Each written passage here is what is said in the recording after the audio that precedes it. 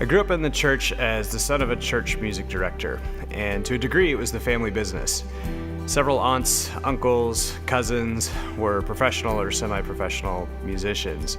So I spent most of my Wednesday nights in the back of the choir room listening to first the handbell choir and then the chapel choir for hours and years. Music has been a part of my church experience for as long as I can remember. When I moved to California in late elementary school, I was fortunate that my parents had found an amazing and well-resourced church. It had a great kids program, a strong adult fellowship program, just like our small groups here, and a forward-thinking leadership that embraced the evolution towards contemporary worship. As a high schooler, I helped lead worship for our youth group and was involved in the first iteration of our praise teams well before I knew what I was doing. Fast forward a decade to when my wife and I moved to Newberry Park. After getting settled, we began the search for a church home.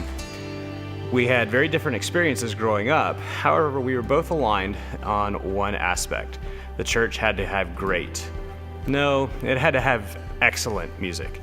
We attended churches all over the valley, and I think NPFCC was something like the 10th one, and it was of course the closest one to us.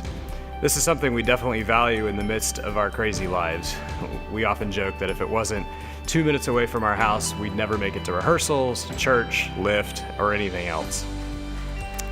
During my first visit, I knew after only a few songs, and of course a warm welcome by Curtis, who has a knack for finding the newbies, that this church had an excellent music team, and I needed to get involved.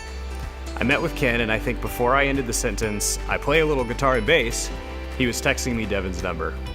A few short weeks later, I was already up on stage helping to serve this great community. Plain and simple, music is the vessel that introduced me to and keeps me close to Christ.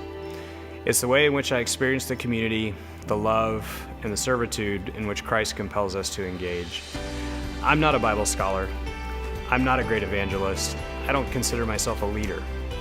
But what I am is that kid that was in kids choir, that high schooler, and now adult leading worship, learning to love God through song, and learning to be comfortable in front of others doing what God blessed me with the ability to do.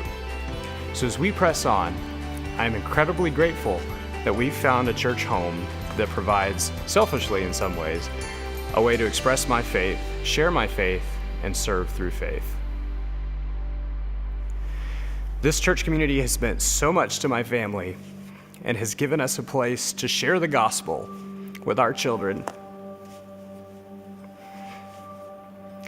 and give them similar and yet better opportunities to learn to know God, share God, and serve God through music and other means. Every time I see my kids on stage performing a song, dance, or awesome hand motions, I'm filled with gratitude for this place and the people that lead them, knowing that if my children so choose, they have the ability to pursue their gifts to serve the Lord and others. We as a church body have an opportunity in front of us to add tools to our tool belt that enable the church to continue a pursuit of excellence in ministering to our children, families, and everyone in this community. So with that, I am fully committed, and I pray that our church is committed to doing whatever it takes to further pursue enhancing the excellence I saw those first few weeks and have been blessed to be a part of over the last few years. My hope is that through this pursuit and by pressing on, we'll inspire another person, another family, another generation to grow closer to God, to explore their gifts, and serve others within and around this wonderful community.